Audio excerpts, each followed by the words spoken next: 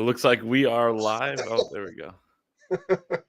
There you go. Welcome back to the Wolverine Live. We lost you for just a second, but we're on and good to go. I'm John Borton. We're here with a couple of my personal favorites. You just heard briefly from Clayton Safey, who is usually our Monday night man and was last night. He's with us tonight. We're excited about that.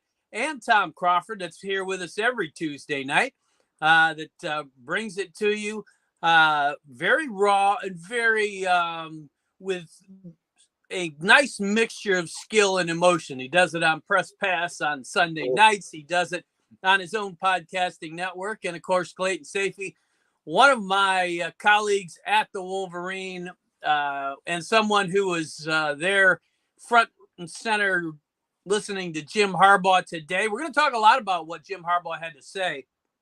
And he was very, I thought, again, upfront and pretty open for this time of year. Before we jump into all this, Clayton Safey, what did you think?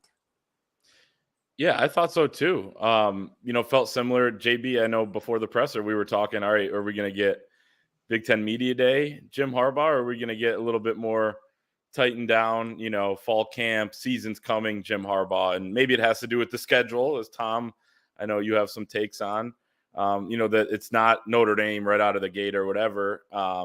But he seemed, pretty content with the way things are going and pretty open with what's going on during camp. So I thought it was pretty informative, and I'm sure we'll get into, plenty of the specifics. Yes, there's no doubt about that. Tom Crawford, early impressions of Jim Harbaugh in camp. Well, I mean, it is a rollover from Big Ten Media Days, which, it's the good Jim Harbaugh, as we talked about. He's seemingly loose. I think he's at peace with himself, with everything that surrounds him at this moment, with his football team that's deeper than it's ever been. It's his best team. And I think this, the BurgerGate thing and all that stuff, I mean, he can push that to the side. He won't have to deal with that ever. And we'll talk about that later, I'm sure, because he will never have to deal with that, in my opinion. And I'll tell you why.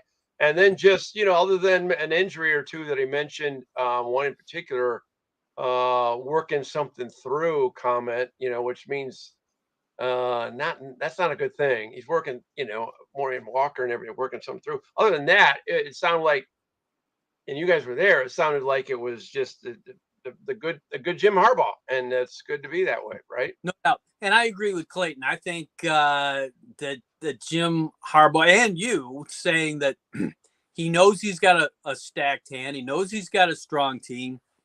This is where he wanted this program to be, ready to contend for another championship, ready to take down Ohio State again, ready to go for the big prize. And you could tell just the way, and we'll get into some of that, the reasons why, but there's a real self-assurance, excuse me, to Jim Harbaugh these days that just projects confidence, and his team has the same thing. I think they're very ready to go in this season. Then, obviously, Harbaugh's suspension now is indeed off the table. I'm intrigued by Tom Crawford's statement that he doesn't think he'll ever have to deal with that. And we're so we'll let Tom Crawford lead off with that. But I'm wondering if Tom, you're saying that if it doesn't work out to Jim Harbaugh's satisfaction, that he might be elsewhere next year. Well, it's actually in two realms that I look at this. This is not going to be an issue. Number one is that I think that the NCAA is on borrowed time right now. I mean, when that NIL thing came down, what was that, 2 years ago? I said, okay, start playing the violins. This is the Titanic. This is not going to work out and have the NCAA exist in its way. And I just think that the power schools, what we're getting is this consolidation in these power leagues. It'll be 3 or 4 at most. And I just think Group of 5 and FCS, or maybe that might be the NCAA, and then and then all the power brokers, you're going to do your own thing, right? And I just see that tracking that way. That's number one. That's the number one reason I just think the NCAA is going to go away within 1 to 2 years. I truly believe that. I know that's a bold statement. The other thing, Jim Harbaugh is going to go away. If the NCAA comes at him, he's going to win another Big Ten championship. As long as he wins another Big Ten championship as a low watermark in this, in my opinion, guys, he's gone after this year. Bo Schembechler said that job is and he went 19. Said 10 years and you're good. I mean, that's as much as you should handle in this particular position. And I think Jim wants to challenge himself to get back to the Super Bowl and win it this time.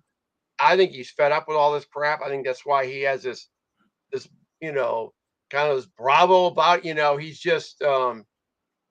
just really got some swag to him, and he's not bothered by anything. So I think he's not going to be there after next year. I think a year from now we're going to have a new head football coach at Michigan. Very interesting. The only reason I would push back against that a little bit is because he has worked so hard to get this program to this place, and it's at the zenith that it can be, short of a national championship, and maybe that is the time where you look towards the door. But he had those years and they struggled at times, and now it would seem like he's got it rolling. Yes, you're going to have a stampede out the door to the NFL this year, but it's not like you're not bringing in talent at quarterback, at the running backs, on both lines. So, but John, I mean, there's 16 or 20 of his players are going to be in NFL camps, minimal. I mean, was he going to have 5 starters back next year? I know the talent's coming in, but I'm not saying he's throwing the white flag here. I don't have any players coming back, because he does. I just think everything is laying out perfect, including my prediction of a 15-0 in a national championship. If he wins a national championship I will be shocked if he comes back after that. I think there's maybe something to that. Clayton, why don't you divide the waters between us, or bring them together as you will? What think you about Harbaugh and his present situation? I think if they go 15-0 this year, win the national championship, and then he decides to leave, there'll probably be a decent chunk of Michigan fans that would say, that they're happy for him, to do that and bring Michigan, to where he was here to, to the spot where everybody thought they could get to when he was hired back in December of 2014. So I think that's possible. I wouldn't necessarily say, my opinion. I mean, none of us know, and he's obviously a hard guy to figure out. But I don't necessarily think he's planning on that. But I also think, based on his comments in the spring, he's pretty much planning on evaluating things after every year. And if you add in the equation that, let's say there is a hearing at some point next offseason, and he has 6 games or 4 game suspension, that sort of thing. I mean, you have to weigh that into your decision if you have options of going to the pros or not. I don't know when that hearing is going to be. I would doubt it would be in January during the NFL coaching carousel. So it'll still be dragging out at that point. But I don't think it's necessarily his plan that this is his final year, but I think there's a chance. And I will say, I think this is a positive for Michigan that they are getting this to be pushed off, because even though they were going to win those games anyway without him if he was suspended, it's just that one less distraction, one less speed bump. And 4 games is a long time. So I think it's big for this current team, and not willing to make any prediction one way or the other on where Jim Harbaugh is next year, because it's, it seems like every year could go either way at this point. Yeah, a lot of people could have been wrong, and were wrong going out on that limb over the last couple of years. We'll see what happens. I would agree that if they win it all, then that might indeed be the time that he sails off into the sunset. But boy, I've got this in the back of my mind that he worked so hard to reestablish Michigan. He's not an old coach by any means. I think he could go another several years now that the playoffs are expanding. It's not going to be as difficult to maintain, be one of the top dozen teams in the nation. And have a run of playoff appearances.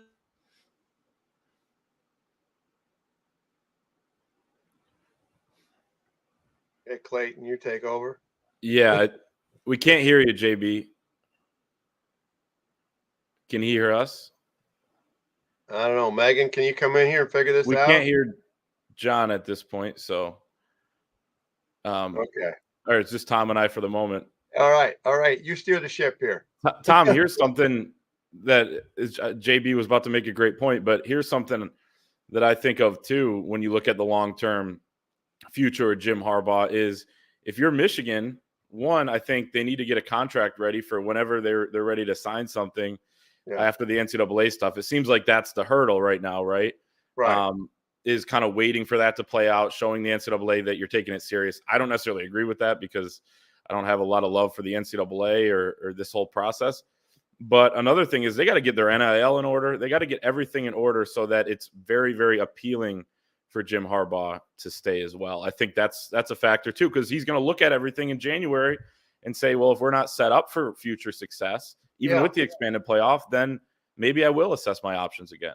Yeah, I mean, it's a demonstrative gap, in my opinion. I mean, this champion circle and everything that young Wangler is getting getting going, and it's getting some momentum, and they can utilize the block M, and that's all good. But the revenue generation off that thing pales to what the schools, some of the powers, SEC schools are getting, and Michigan is my estimation is mid Big Ten. I mean, so yeah, that's going to be part of that caveat too. And I just think, I think you run it if he wins the national championship, he has accomplished what he set out to, and it opens the door, from my opinion, for Sharon Moore as the Knicks coach. I know maybe Mike Hart might be part of that dialogue, but that's just, and I'm not saying I want that to happen, but I want them to win a national championship. But I just got this feeling, the way things are coming up with this latest thing with the NC2A and all that, the 4-game thing delayed. That's my hunch. Hey, fellas, back in business, all three at this point. What I was saying before I went away unexpectedly there is that when Jim Harbaugh showed up at that press conference today, he came in a way that he normally does not. He's got his entire depth chart with him. He's ready to talk position by position. Yes. Bring guys. You want to know what's happening at receiver? Who are the best freshmen? I'm ready to go. You want to talk cornerback? Same thing. I'll break it down from both sides of the line. He's talking about having scouts in practices that one of them called his team meetings and practices and weight room and everything. He says, this is vibrant. And Jim Harbaugh grabbed onto that and kept that word and said, that is it right now. You can tell he is excited about this team. I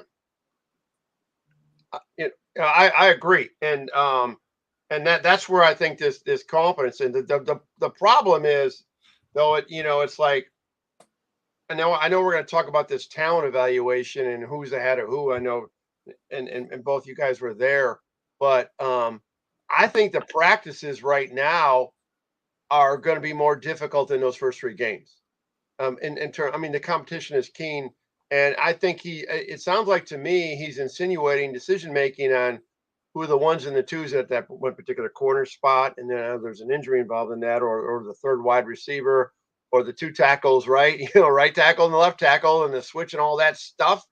Mm-hmm. I think East Carolina and UNLV and Bowling Green are de facto Saturday scrimmages in terms of making decisions of who's going to get to the 1 slot. Don't you think? But is that a bad thing, Clayton? No, that's the good part of the soft schedule. The bad part of it is that you're having your season ticket holders pay $90 or whatever to watch a scrimmage.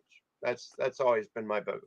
Well, yeah, I think I would put it, if I was working on their behalf, in some sort of a public relations capacity, which I am not, I would say what you're seeing is laying the foundation for huge success at the end of the year, just like you were, as you saw clearly, JJ McCarthy take over that quarterback job last year. I'm at the point where, and it's going to only increase next year with not only tougher non-conference opponents, but USC, UCLA, Washington, Oregon in the league.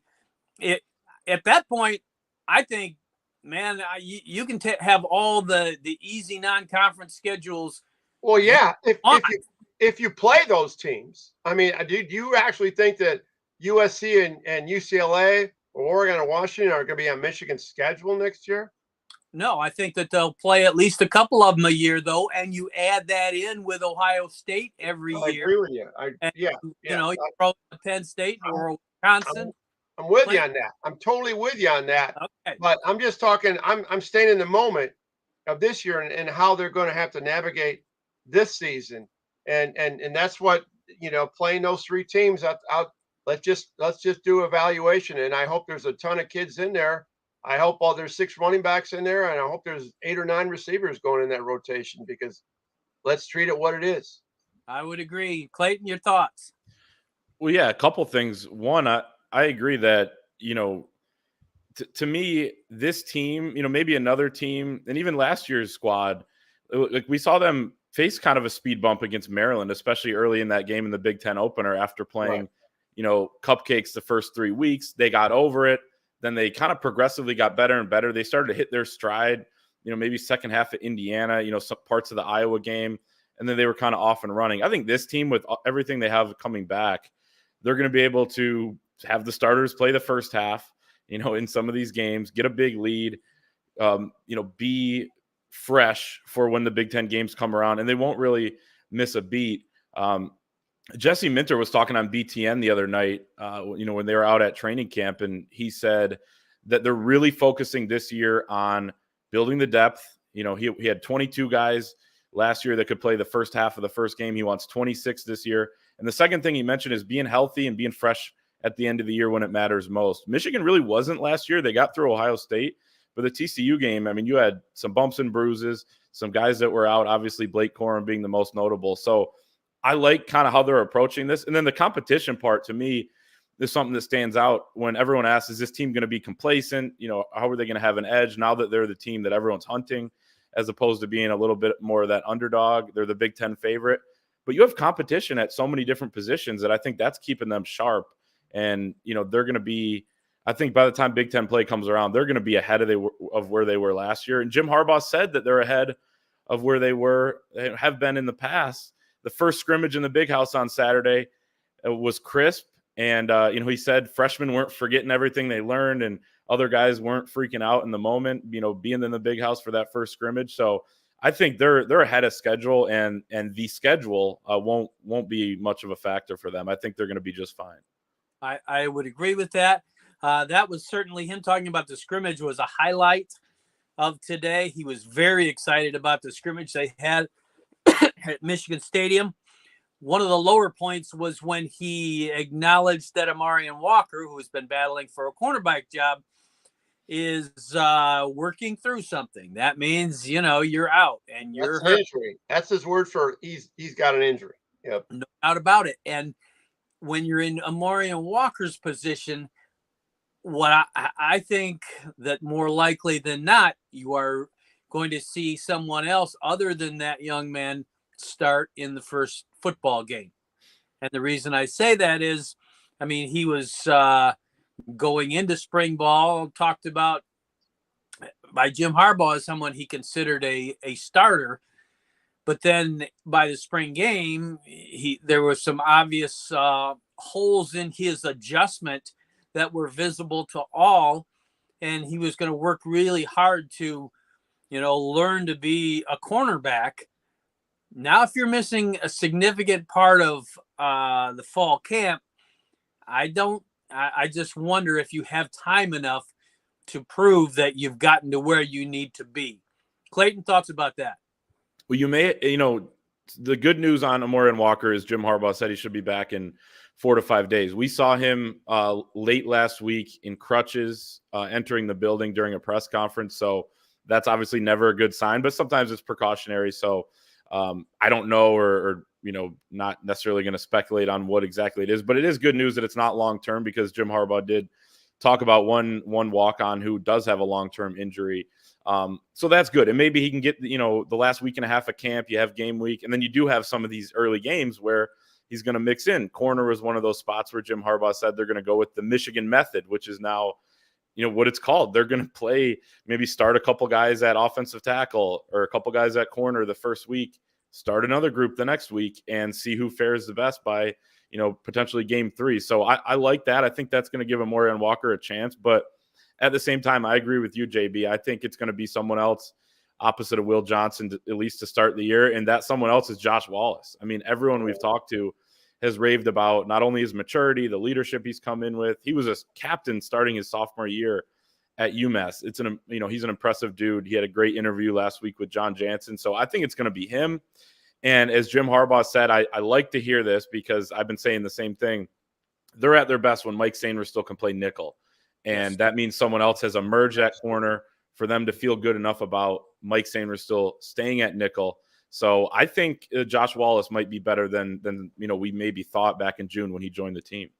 So, Tom Crawford, is this another example, if it works out this way, of football free agency allowing these younger players time to come along and get better before they're inserted? Yeah, Michigan's had some pretty good luck with transfers coming in. Josh Wallace, we've been talking about him for months, and then also Jim Harbaugh mentioned Jay McBurrows, I think, today, and Miles Pollard, as far as being in the competition as well. And that's what you want, as well as Keyshawn Harris, the walk-on. What you want is depth. And that's once you can take advantage of the one-sided games early on, projected one-sided games early on. And even, game number 4 with Rutgers, the homecoming game. There's a reason that Rutgers is playing on homecoming. I mean, right? They play in like 7 homecoming games per year. Yeah, exactly. And I just think that's going to be. But like you were, like Clayton was saying, like with the Maryland game, all of a sudden, it's Big Ten. Big Ten. So that might be an adjustment game 4. And I think by the time we get to game 4, that all that depth chart, the 1s and 2s are going to be pretty nailed down as far as what we're going to see, and then how deep they're going to go. Because when they go to Nebraska, thankfully that's a noon game. I see that got just announced recently, and not a night game that was kind of a hairy situation a couple of years ago. When you go on the road, and then Minnesota, which has some good athletes, I mean, you got to make sure this team is hitting on all strides, on all cylinders at that time, and I think they will. And that's the plus side of the schedule that I seem to always complain about. And I'd rather have it the other way from a fan's perspective. And I think you can also be more exposed to your weaknesses when you're going against higher caliber talent earlier in the year. Clean that stuff up when it's exposed. It might not be exposed of lesser talent. All right, Rutgers, the quintessential bridge between a substandard non-conference schedule and the Big Ten. Right. They're somewhere in the middle there. We'll go right back to Tom.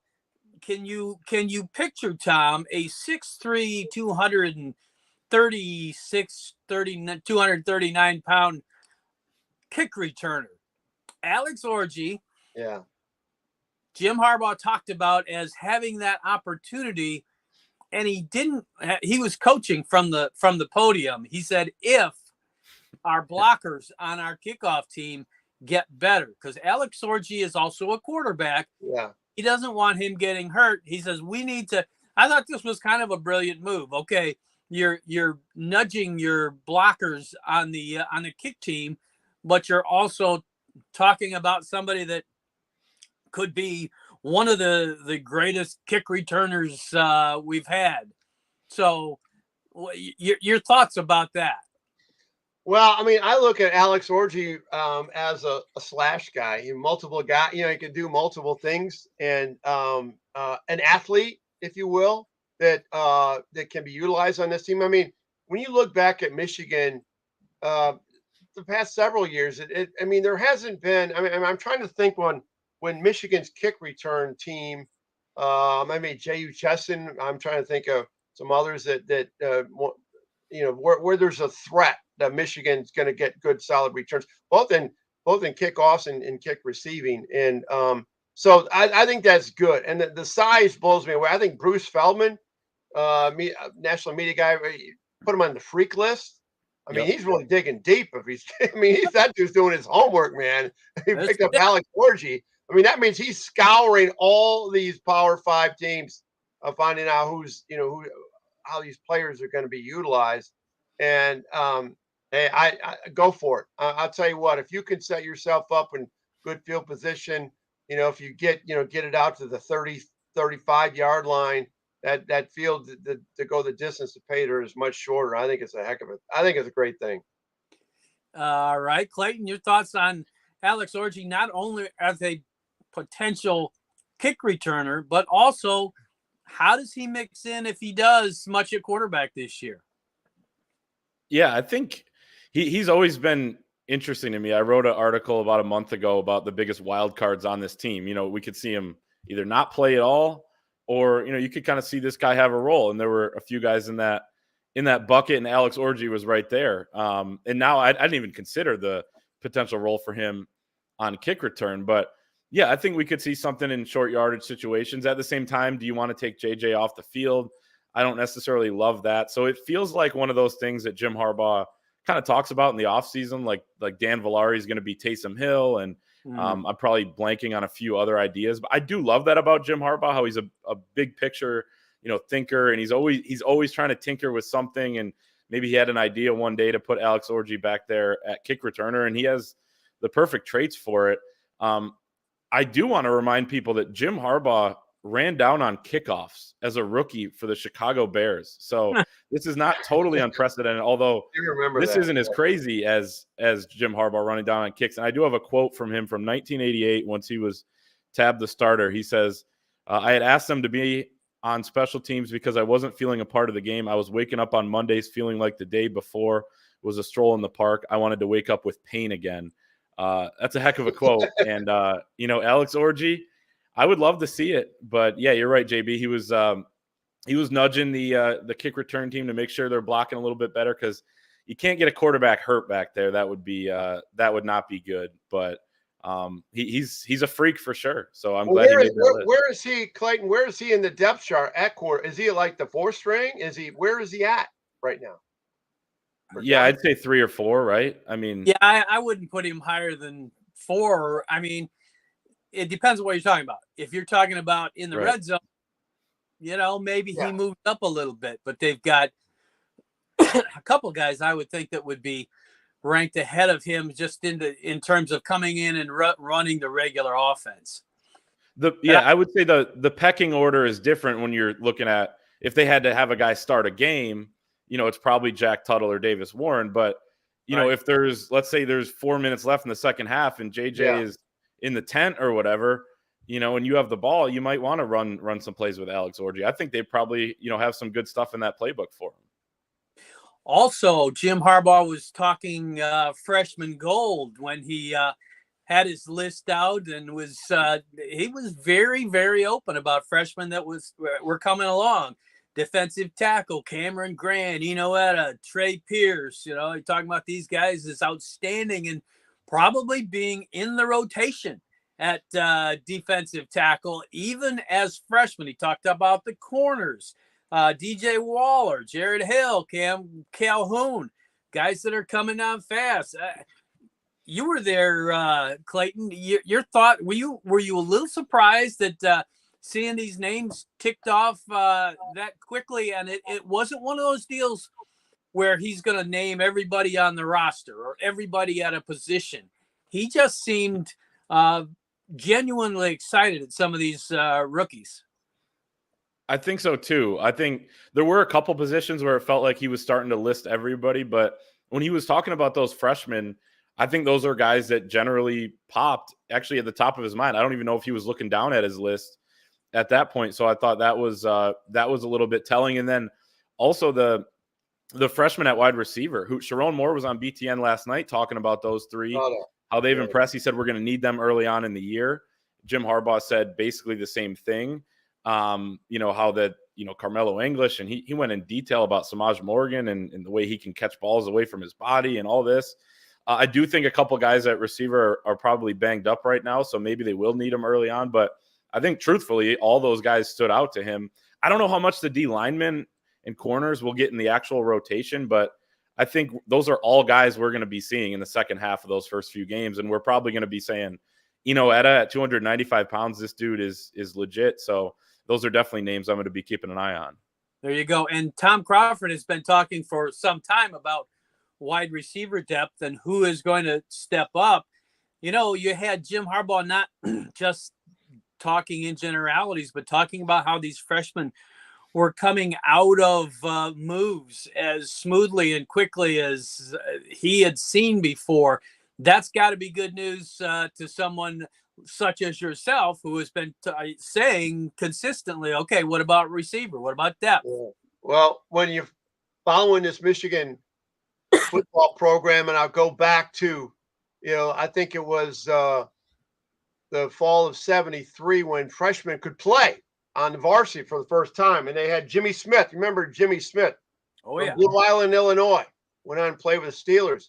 That was the first freshman I ever saw play football. And it's and from that vantage point on, from Jimmy Smith at '73 and all through the '70s, all the way through, it's been the wide receiver position and the running back, the backup running back, who has brought freshmen onto the field the earliest. And why is that? It's the quickest learn because it's more instinctive, right? I mean, these are quote unquote skill positions, also just inherent sheer talent position. And I think Benjamin Hall and Cole Cabana are going to see a lot of action in those early games. I mean, because of the rotation. I mean, I don't think the two studs that we keep talking about all the time are going to be there in the second half, and CJ Stokes will then sift out there. But I really think if those two kids are healthy and Cole Cabana's put on 20 pounds, I mean, he looked like a skinny running back, when he was over at Dexter. And I'm interested to see that. But that's usually you don't see like freshman offensive linemen get on the field because it's such a tough learn. But for running back and wide receiver, that's where you see it. There you go. We are going to take a quick break for a moment to acknowledge one of our sponsors, but we're right back to Michigan football talk in a moment. We want to take a moment to shout out the sponsor of our Tuesday night recruiting show and a longtime partner of the Wolverine in Lewis Jewelers. Simple question, guys. Is your daughter's engagement ring bigger than that of your wife? If the answer is yes, great news. Lewis Jewelers can help. It's stress-free and easy working with one of their non-commissioned expert, trusted advisors, finding that perfect diamond. So stop by today, guys. Fix the family issue. Lewis Jewelers, your diamond store, and so much more since 1921. Visit them at their new location, 300 South Maple Road, Ann Arbor, or online at lewisjewelers.com. That's LEWISJEWERS.com. That's Lewis Jewelers, where Ann Arbor gets engaged. And we will get re-engaged right now in Michigan football talk. I just thought this Harbaugh's focus was something that stood out to me, and I think stood out to everyone today, sometimes in humorous ways. He stiff-armed the questions, not in a nasty way at all, but basically he was asked about Big Ten expansion. He said, I really have no thoughts on that. I'm so focused on what I'm doing now. And later there were questions about the suspension and about what he might do after this year. And he just said, repeated, I'm here in the moment. I'm attacking each day with, you know what. And it just occurred to me that he is so locked in at the moment. At one point, he said, this time of year, my wife asked me to do things. And he just paused and said, I really try. And everybody broke up in the media because it was obvious that Jim Harbaugh is on a one-track mind course at this point, and that's making 2023 Michigan football all that it can be. Clayton, was that a reasonable take as to his approach today? I think so. I was going to bring up the wife comment too. I thought that was hilarious, and it's probably true. Like, I don't think he would have said that if it wasn't true. He seems very focused on this team, and he did get the question from one of the newspaper guys. The suspension coming, and everything else. Like you said, what are you going to do after the season, or could this be your last year? You might have 20 guys drafted, and I honestly, like, he just does strike me as a guy that does live in the moment. Like, when he chose, or when he ends up coming back the last 2 years after flirting with the NFL, it feels like as soon as he's back, all he cares about is that next season. But it seems like that and then some this time around.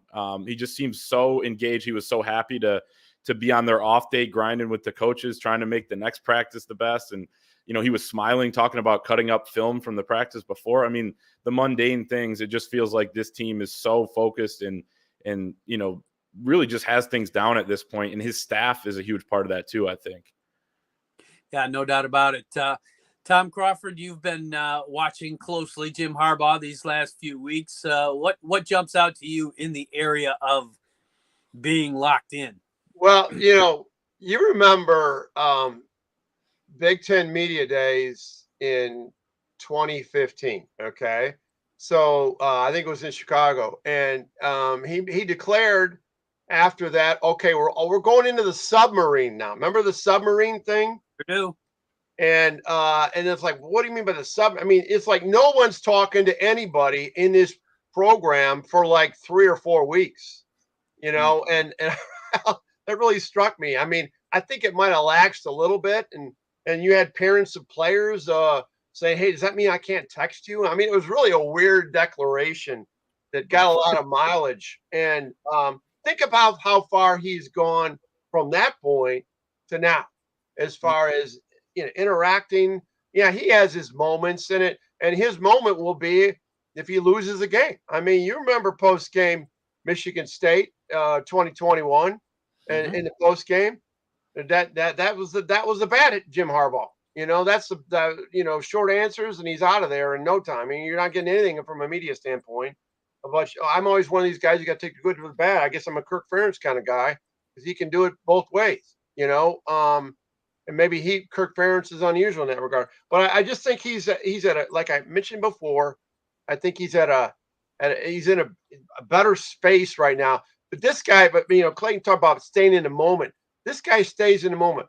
The thing about all his post game, he recalls plays in the game that and remember at the that screen at I think it was at the 3-minute mark of the third quarter. I mean, it's like you're looking around like, this guy's brain just is wacko. I mean, it absorbs. It's sensory overload. But he's staying in it. He's in a moment in that game. That's what Jim Harbaugh is about, and he's not about expansion and things like that. Yeah, no doubt about it. No doubt. I just had a sense that question was not going to be met with a loquacious answer. I just couldn't see it, and Jim Harbaugh, in that respect, did not disappoint. He also coaches, like most coaches, from the podium at times. I'm wondering, Clayton, if this wasn't an example of that. He talks about a scrimmage. He talks about how excited he was, but he also throws in there that, what? Both lines were impressive. If I had to give a little bit of an edge, 51%, I'm giving it to the defensive front, or the defense and the defensive line. Was that coaching a little bit, nudging the offense to pick it up, or was it building that the confidence in the defense, or was it just straight, hey, that's what I saw? I think it was straight what he saw. Our Chris Ballas put up an intel piece from Saturday's scrimmage, and without any of the coach speak, just from observers there, it did sound like the defensive line and the defensive front got the better of the offense. And then the BTN guys were saying the same thing on Monday night, with the exception of Jake Butt, an offensive guy, who I think was, he was saying, well, it was punching back and forth.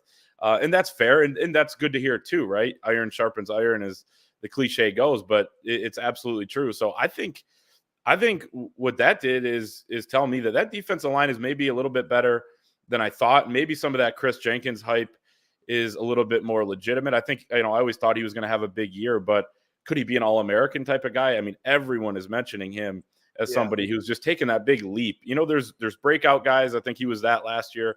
And then there's the guys that were established that can take that, leap into the elite category. Maybe he's doing that. Maybe Mason Graham is ready to do that. Maybe Kenneth Grant's ready to, really contribute. Rayshon Benny, and then the edge guys too. So I think it's more that. And that excites me. I will also note too, the offensive line, they seem to be mixing and matching a little bit more. D-line has the rotation, but it seems like it's more set. The O-line, they're trying to figure out who some of those starters are going to be. So maybe that impacts them, not to give them, an excuse or anything. But I would love to watch those battles. I wish we could, because that would be almost more fun than maybe some of the game time in some of these first few games. I'd love to watch, some of those practice battles. No doubt. And you mentioned Chris Jenkins. Jim Harbaugh did make it known that he was looking for a poster child for the enthusiasm unknown to mankind award. And he said, by the power vested in me as head coach of this team, he said he looked at coaches, he looked at players, he looked at himself. He said, it's Chris Jenkins for 2023. Tom Crawford, we've been talking about the defense and how quickly they could keep up. Is that sort of thing, along with this talk about the defense more than holding its own, really good news? Or some fans will run with that and say, oh, the offense is not living up to what it should be. I take it as the defense and guys like Chris Jenkins have a chance to be special. Yeah, Michigan fans, I think the hard vested ones that really dig into this stuff, and they're staring at the depth chart, every day. The defense wins championships, right? The defense not giving up big plays when it comes to playing the elite teams later in the year. That's the focus. This Michigan offense is not going to. They got so much talent. They're not going to. And that offensive line is Joe Morrow winner for the third year. What's going to happen. It's the defense. And I'm interested in seeing what Derek Moore. I remember Derek Moore in the Big Ten championship game. I go, wow, man, that guy, he's quick. And now he's lost some weight, I guess. He's quicker right now. And then you got, on the other hand, you got Chris Jenkins, who we saw down in Indianapolis, and he's just blowing his suit out. He looks just like a monster. And then Kenneth Grant, who Harbaugh talked about last year, about how much he's up and coming. When you look at the depth chart, these names, they go 2 and 3 deep. Josiah Stewart, that's a guy who's played football. Jalen Harrell, he's been playing football in incredible times for the last couple of years. So much quality depth that they can rotate, a la what Ohio State has done for the last several years. That's what excites me more than anything, or even I focus on more than that than concerning who's going to get that one corner slot in the secondary. There you go. And we the time has flown for us. We are in the 2-minute drill in this particular Wolverine Live, and we like to close it out with something from Tom Crawford that he has been thinking about. Tom, what would be Tom's take for this week? Well, in the interest of time, because I went on and on and on about that defense, is that, and I teased it already that I think Michigan's going to be getting a new football coach at the end of next year after they win their first national championship since 1997. There'll be no co in that, and that's the Michigan Wolverines. They'll also be looking for a new basketball coach, because I really think this is going to be the last year for Juwan Howard. So you're going to have a new basketball coach and a new football coach when we're sitting right now, a year from now, is my projection. So that's my take. Is it just a throw it at the wall hot take? I really believe that. I think Juwan's going to go back to the NBA, and I think Harbaugh's going to the NFL.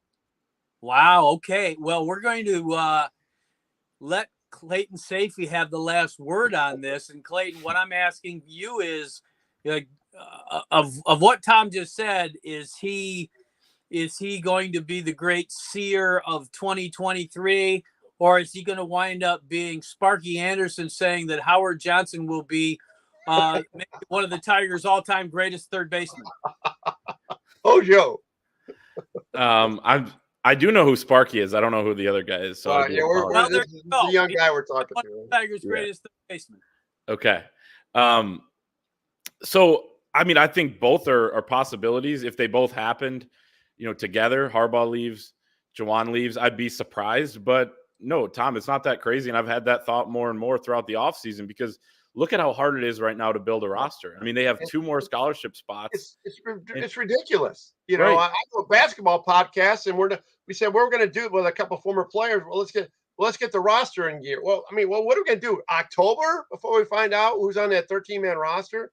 This is crazy. I mean, so you took notice of that too, then, Clay, right? Yeah, it's hard to do. I think, a lot of these coaches have to be frustrated with how things are going in terms of NIL. I know, I talked to one in the Olympic, sports, a head coach recently, and it wasn't bashing Michigan, but just how other teams are doing pay for play, how hard it is to get people, how it's changed. Relationships don't matter anymore in recruiting, all that sorts of stuff. And it's got to be applicable to basketball because we see it. And there's not many recruits that Michigan seems to be leading for at this point, and they've had trouble in the transfer portal. So I don't think it's a crazy take that Juwan Howard is, one, going to have interest from the NBA. He struggled the last couple of years, or really last season, but I don't think the NBA cares that much. He was getting interviews before he came to Michigan for NBA head coaching jobs. So I wouldn't be shocked if he turned those down again, or, said, hey, he didn't pick up the phone, or if he decided to take one, if he felt like the opportunity was right. All right. Great exchange, guys. We'll finish this thing on the upswing by reminding everybody that without question, Michigan football 2023 is loaded. We're going to be talking about them for many, many weeks to come. Be with us next Tuesday, and we will do this all over again with the Wolverine Live. Tom Crawford, I appreciate you as always every week. Clayton Safety, thanks for joining us tonight, and great job, guys. Thanks for having me. Yeah.